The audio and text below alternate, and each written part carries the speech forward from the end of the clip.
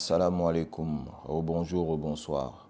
Frères et sœurs, bienvenue encore une fois.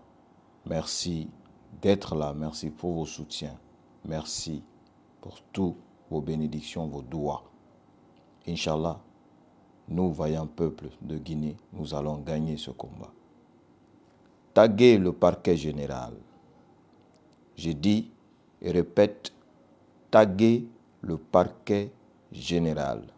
Le film de l'arrestation jusqu'à les endroits où les Fonikemengue, Biloba, Mohamed Sissé ont été conduits va être raconté ici par le frère juste quelques heures après que les éléments des forces spéciales ont cru qu'il était sur le point de mourir. Ils vont le jeter, laisser errant dans Kaloum. Aujourd'hui, alhamdoulilah, il est à l'abri. Nous allons écouter attentivement. Mais je dis et répète, taguer le parquet général, l'Union africaine, la CEDEAO, l'Union européenne, les Nations unies. Déjà, les organisations des droits de l'homme telles que les FIDH et autres ont été saisis par nos avocats.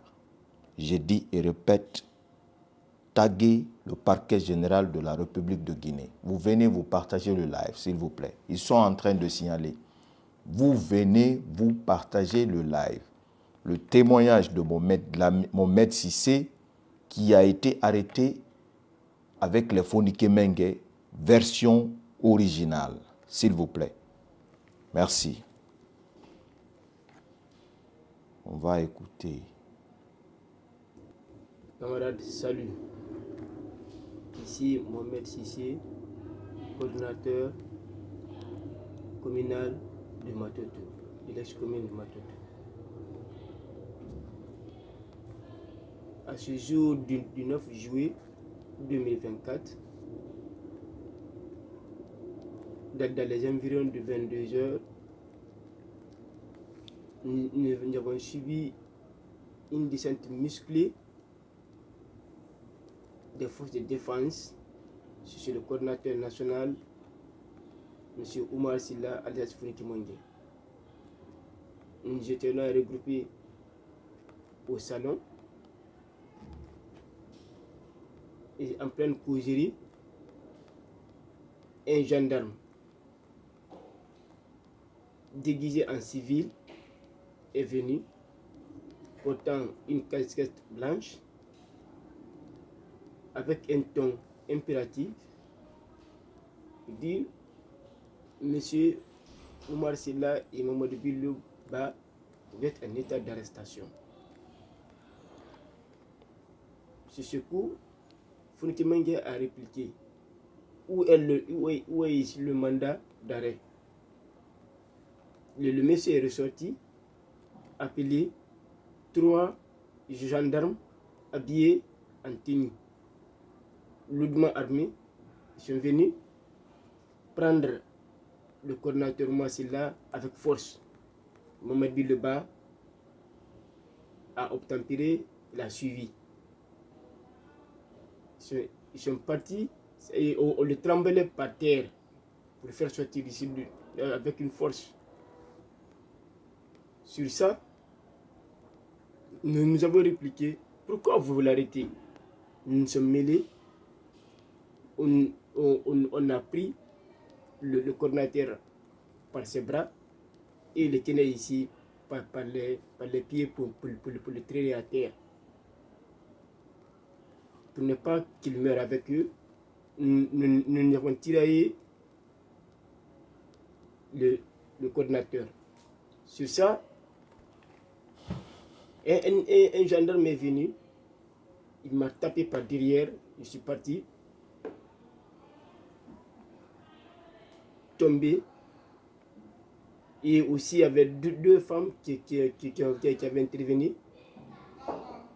L'une avait reçu une gifle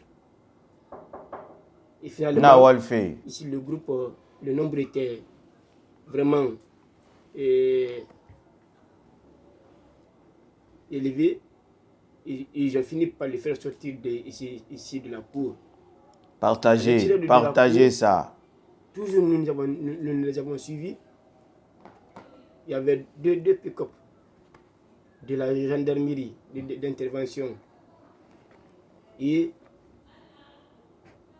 3 pick-up ici et 3 blindés de l'unité des forces spéciales. Donc ils avaient encerclé tout le périmètre. Sur ça, comme moi j'avais beaucoup insisté, ils m'ont mis aux arrêts, ils m'ont jeté ici dans le pick-up. Ils nous ont pris de force, ils sont partis à la gendarmerie de Amdallah. Arrivé, il y avait d'autres blindés des forces spéciales qui étaient là. Parce que le groupe était scindé en deux. Il y avait un groupe qui était venu à Commandanya, au domicile de Fonki Manguel, et un second groupe qui était stationné au rond-point de Amdallah. Sur ça, il avait voulu nous déposer à un premier lieu à la gendarmerie, mais le commandant des forces spéciales qui était venu, de l'unité qui était venue ce jour-là, avait insisté non, nous devons partir avec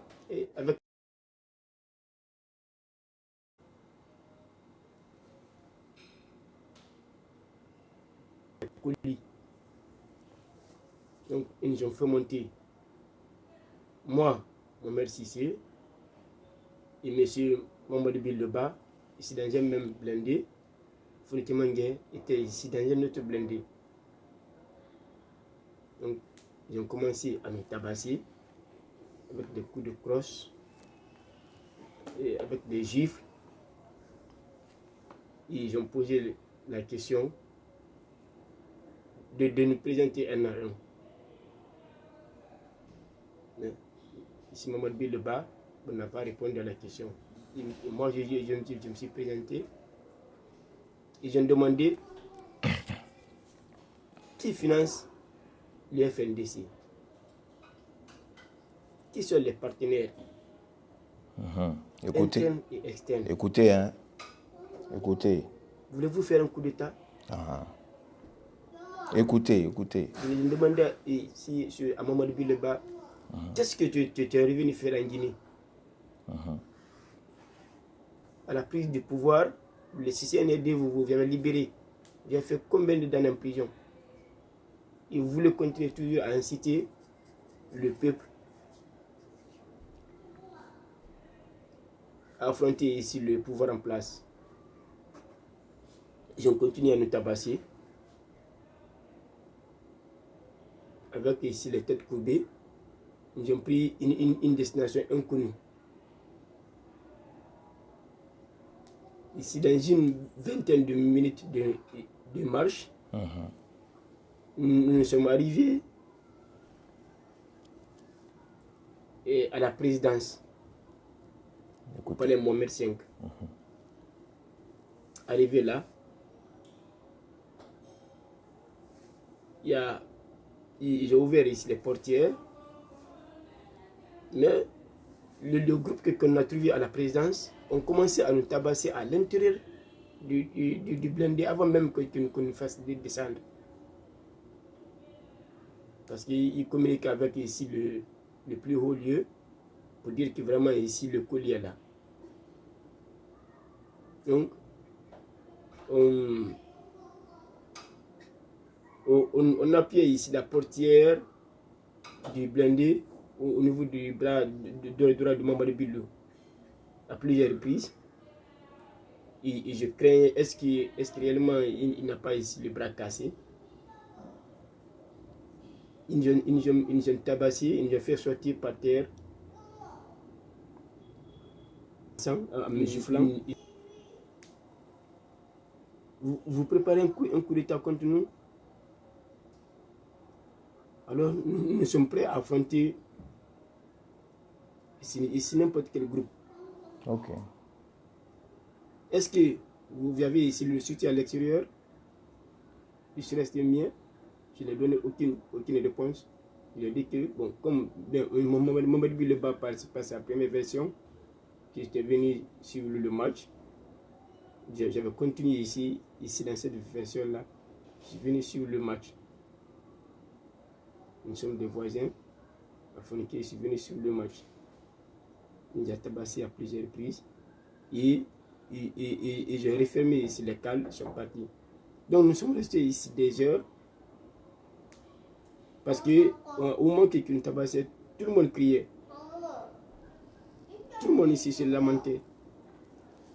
Donc, ici, lorsqu'ils étaient partis, mais les chiens continuaient à aboyer. Il y avait ici une garde qui faisait ici la ronde. Mais deux fois, on venait taper ici sur les portières, toujours pour nous effrayer, pour savoir est-ce que nous vivons. Mais avec un coup violent sur les portes. Qui pouvait...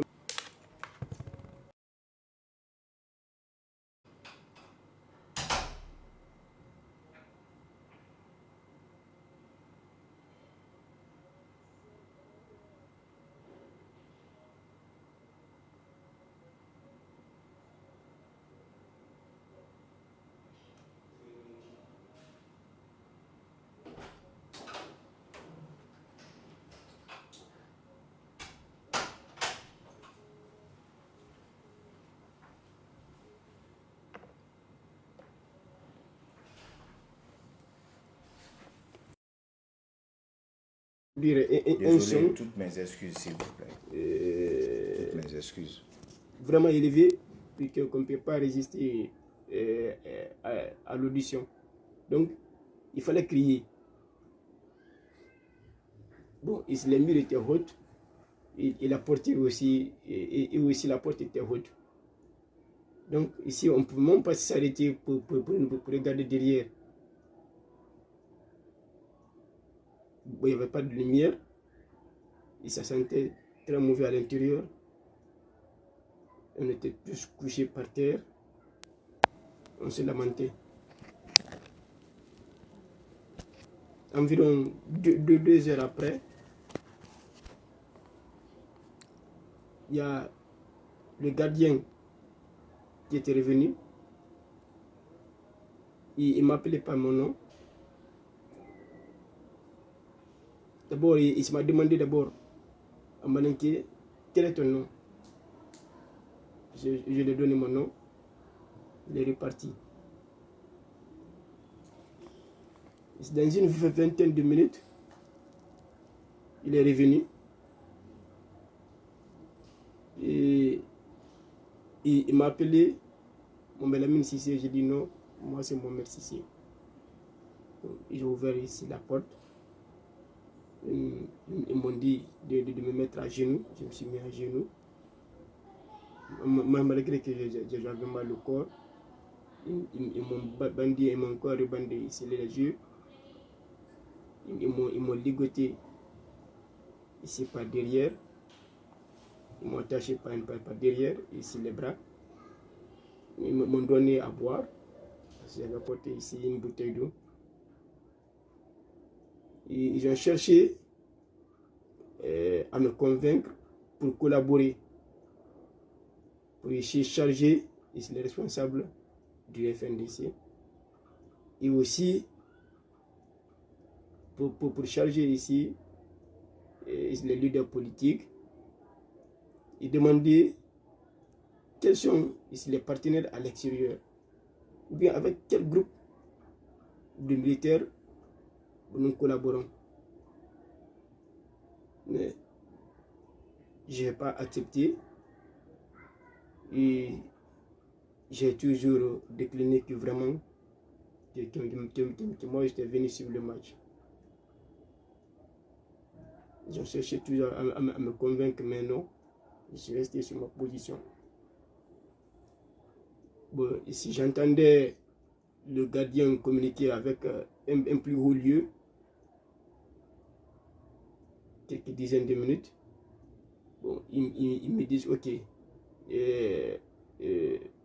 on va te faire sortir.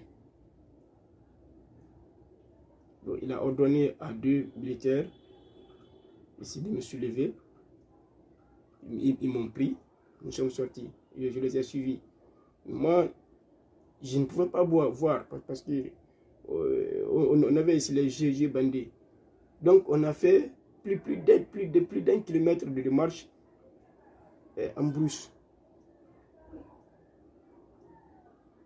Mais toujours ici, le militaire, le monsieur insistait. Petit, pourquoi tu te mêles ici de ce groupe? Cherche à nous donner vraiment ici quelques éléments. Qui sont ici les investigateurs qui veulent former un coup d'État? Fun qui travaille avec qui? Le FNDC. On va te faire sortir. Bon, il a ordonné à 2 militaires ici de me soulever. Ils m'ont pris, nous sommes sortis. Je les ai suivis. Moi, je ne pouvais pas voir parce que on avait ici les GG bandés. Donc, on a fait plus d'un kilomètre de marche en brousse. Mais toujours ici, le militaire, le monsieur insistait.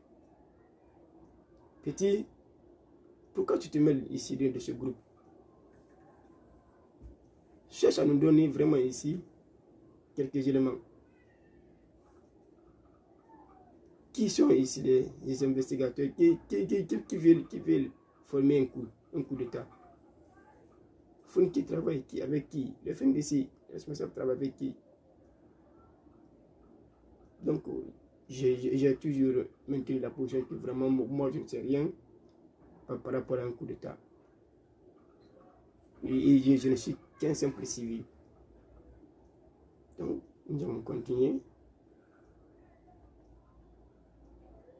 Et ils m'ont fait monter ici dans la navette. D'abord, nous sommes montés sur le pont en fer, le même pont en fer. Ils m'ont fait monter ici dans la navette. Et je me suis couché.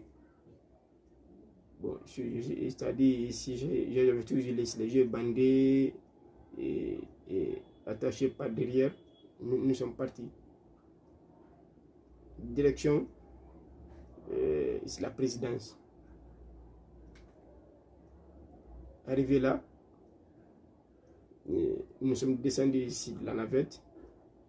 Il y avait ici toujours ici deux militaires qui me tenaient. Ils m'ont conduit ici dans la cour du palais Montmer 5. Ils m'ont fait monter ici dans un blindé.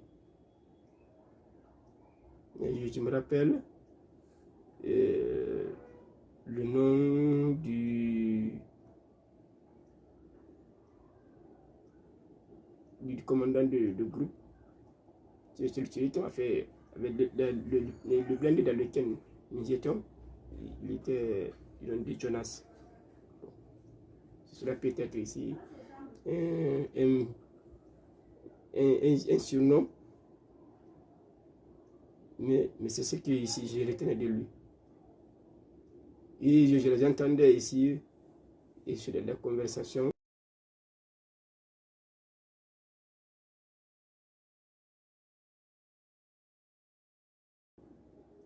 J'ai entendu ici le nom d'un plus haut lieu au nom de Sangaré. Voilà. Vous avez entendu, je vous ai montré tout à l'heure photo là. Sangaré, lui, le voici. Je le mets ici en haut encore. Ici. Ça veut dire qu'on n'est pas en train d'accuser des gens. Voilà. C'est lui qui coordonne ici l'opération qui avait eu lieu. Donc, un surnom. Mais c'est ce que ici je retenais de lui.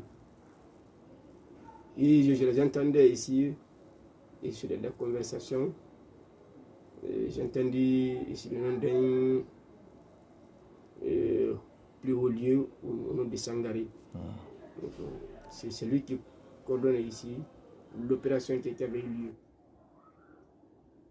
Donc, nous avons pris une direction, nous avons fait ici le tour, un grand tour. Donc, arrivé à un point, c'est comme si nous étions venus ici dans un camp. Et le commandant a dit au chauffeur, attention, il ne faut pas trop filer ici vers ici, la barrière. Sinon, ils peuvent nous confondre ici à des ennemis. Ils peuvent tirer sur nous. Il a freiné. Donc, il est descendu. Ils se sont présentés à la garde qui était là. Mais moi, j'étais toujours ici dans le blindé. Je suis avec ici les deux militaires assis. Départ ici de gauche à droite. Après plusieurs conversations avec le plus haut lieu encore, nous sommes restés dans ça.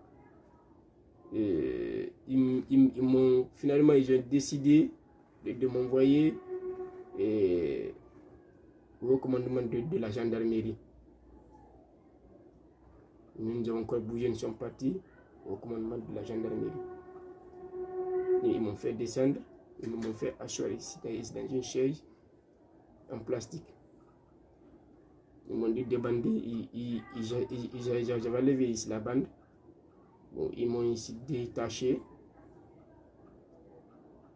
Donc, ils ont apporté un téléphone. Ben, peut-être ça peut être ici le haut commandant. Il me dit, c'est toi Mohamed Sissé? Et je lui ai dit non, c'est Mohamed Sissé. Parce qu'il confondait un peu des fois ici les noms. Pourquoi tu te mets ici dans ça? Toi, tu es trop petit pour ça. Pourquoi tu te mets ici dans une organisation pour faire un coup d'État? Il a continué à m'insulter, à m'alinquer. Il m'insultait, Blacro, la chaise en plastique. Ils m'ont dit de bander, j'avais levé ici la bande. Bon, ils m'ont ici détaché. Donc, ils ont apporté un téléphone. Ben, peut-être ça peut être ici le haut commandant. Et il me dit, Écoutez bien la partie là, écoutez bien. Et je lui ai dit non, c'est Mohamed Sissé. Parce qu'il confondait un peu des fois ici les noms. Écoutez bien la partie là. Il va parler au téléphone avec Bala Samora. Écoutez ce que Bala Samora va lui dire. Écoutez très bien. Pourquoi tu te mets ici dans ça? Toi, tu es trop petit pour ça. Pourquoi tu te mets ici dans une organisation pour faire un coup d'État? Il a continué à m'insulter, à m'alinquer. Il m'insultait, Blacro, d'autres là. C'est le haut commandant de la gendarmerie nationale qui est censé de protéger un citoyen du pays qui qualifie ce citoyen sans aucune preuve, qui l'insulte père et mère au téléphone sans aucune preuve, qui devrait être l'une des premières personnes à protéger un citoyen. Écoutez bien ce que le haut commandant lui dit.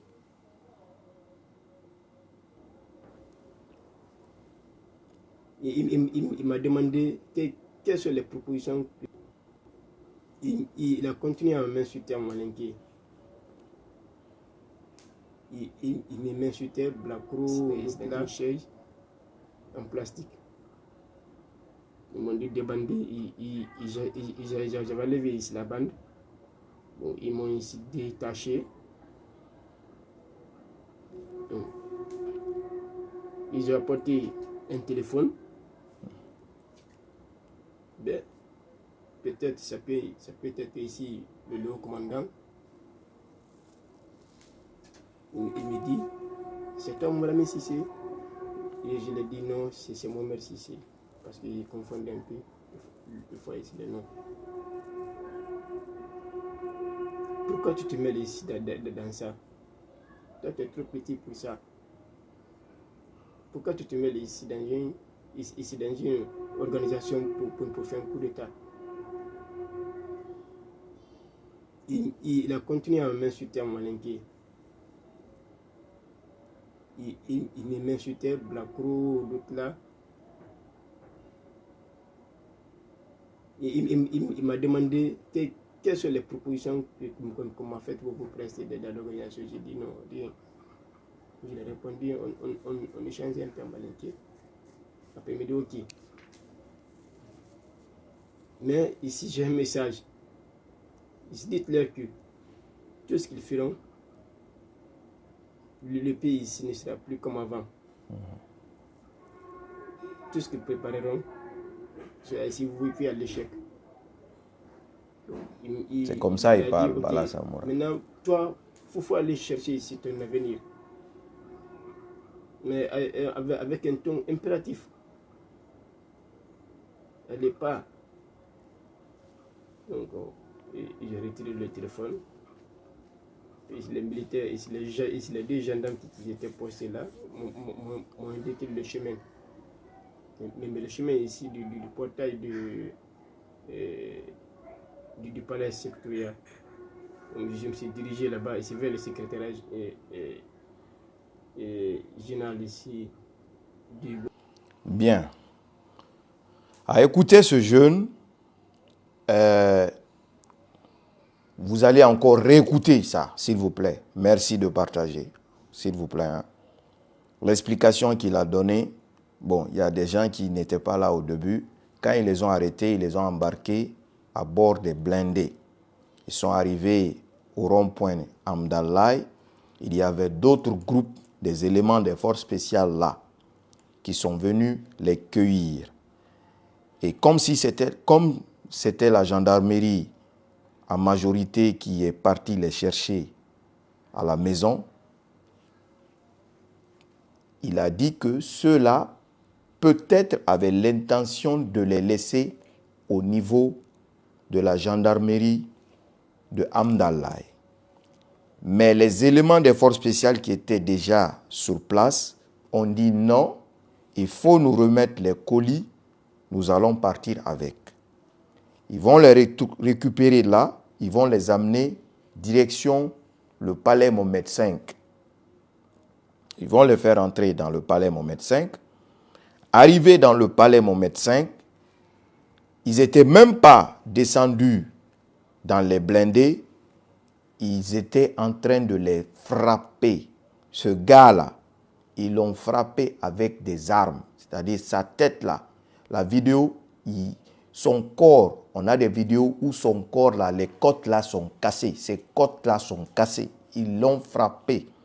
Maintenant, ils vont bander leurs yeux au niveau du palais. Ils vont marcher. Arrivé à un niveau, il va constater qu'ils sont en train de marcher sur un pont de fer. Est-ce que vous comprenez? Lieu d'embarquement. Ils vont monter dans les petits bateaux qui vont les amener sur nos îles, la terre de nos ancêtres. Arrivés là-bas, toujours les frapper, les tabasser, Fonike et Bilo, que Allah fasse qu'on le retrouve en vie. Mais moi, en tout cas, je n'ai plus aucune certitude par rapport à ça. Donc, ils vont les poser des questions. Quels sont ceux qui vous financent? Quels sont vos contacts? Vous êtes en contact avec quel leader politique? C'est-à-dire, ils veulent tout faire pour monter un topo contre les leaders politiques, pour dire que c'est les leaders politiques qui veulent financer un coup d'État. Est-ce que vous comprenez? Ils vont pousser ce jeune à dire, vous êtes en contact avec quel groupe d'hommes, de militaires? Le jeune a dit, il ne connaît pas. Mais vous allez remarquer une chose ici, particulièrement qui a sauvé ce jeune-là. Parce qu'il est malinqué. S'il n'est pas malinqué, en tout cas, il parle malinqué. Est-ce que vous avez écouté le jeune? Parce que lui, il interrogeait en malinqué. Il a bel et bien dit qu'il parlait dans la langue malinqué. Et lui, si c'est, voilà, peut-être ils ont pensé que voilà, sûrement c'est un malinqué ou pas, mais le fait, parce qu'il parle malinqué, ça lui a sauvé la vie. Parce que Phoniqué déjà, ils savent que ce n'est pas un malinqué. Bilo non plus. Donc ceux-là sont considérés comme ennemis pour eux. Est-ce que vous comprenez? Depuis l'arrivée au pouvoir de Mamadi, le même jour, en tout cas le lendemain, dans son bureau, nous avons vu la manicanisation qui était en chemin. Où un gars est parti le filmer pour dire que Mbalmaloula, où il était en train de parler en malinqué là. Déjà à la présidence, le gars ne parle que malinqué. Ça ne doit pas nous étonner parce que c'est un gars qui a quitté le village, la haine dans sa tête, où le soleil ne brûle que son cerveau. Tout ce qui l'anime, c'est affaire de Badenya, Angbansale. Donc, parler malinqué là, ça a sauvé la vie à ce jeune homme-là. Cela veut dire quoi? Nous avons aujourd'hui en Guinée un pouvoir dictatorial, un pouvoir sanglant, pire, un pouvoir ethnocentrisme qui ne fait que diviser la Guinée. La preuve en est là. Regardez, tous les postes stratégiques ministériels, c'est donné à qui? À leurs parents. Regardez autour de lui, quelles sont les ethnies qui l'entourent? C'est ses parents. Alors, est-ce que quelqu'un comme ça qui est animé d'ethnocentrisme peut nous parler de refonder un État? Refonder un État veut tout simplement dire que les fils et filles de cet État-là conjuguent le même verbe. Mais si la Guinée était divisée hier, aujourd'hui, Mamadi l'a encore 10 000 fois divisée. Donc, j'aimerais passer un message très très important et ce message, je vais le faire passer en sous-sous tous les jours. Toute personne qui, depuis l'arrivée de Mamadi Doumbouya au pouvoir en République de Guinée, a son parent, son frère, en tout cas membre de famille, qui a disparu depuis l'arrivée de Mamadi au pouvoir et que vous n'avez plus aucune nouvelle, contactez-moi, donnez-nous sa photo, donnez-nous son nom, qu'il soit civil ou militaire, contactez-nous. Quand je parle de nous, parce que nous sommes en train de travailler, nous allons poursuivre. Vous allez tous partir à la CPI. Vous vous dites que ceux qui préparent, personne ne prépare coup contre vous. C'est vous qui avez dit ici que vous allez rester au pouvoir juste pour arranger les choses, nous conduire aux élections, un point barre. Maintenant, si aujourd'hui vous vous êtes enfoncé, vous n'avez que vos yeux pour pleurer. Le peuple ne demande qu'un retour à l'ordre constitutionnel. C'est vous qui vous êtes transformé en monstre, en train d'éliminer, de tuer tout le monde, comme si ce n'étaient pas des êtres humains. C'est vous qui serez là devant le peuple pour répondre de vos actes. Un point, 1000 tirets. Il y a un fait qui se passe aujourd'hui que je vais faire passer.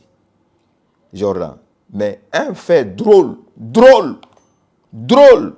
ce n'est pas le moment de rire parce que nous sommes en train de dénoncer cette injustice, cette criminalité à haut degré qui il ne voile même plus sa face. Il en est fier de toute cette criminalité-là. Il s'en fout. Si un quelconque dirigeant prend aujourd'hui l'initiative de le rappeler à l'ordre, il est capable de t'insulter parce que les éléments des forces spéciales ont hérité de ça de leurs parrains. Les injures. Vous avez entendu? Un haut commandant qui insulte un citoyen qu'il doit protéger lui. Ce fait, c'est quoi? Il y a un jeune Guinéen qui actuellement réside en France, qui, voilà, je vous mets ça,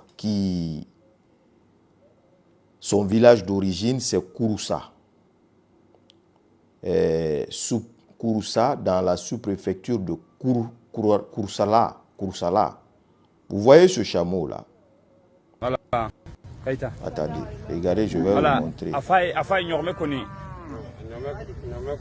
Tellement Mamadi, c'est un peureux. Tellement c'est un peureux. Regardez, hein. Tellement le gars, c'est un peureux. Tellement c'est un peureux. Je vous montre le deuxième chameau. Deuxième chameau. Salam alaikum.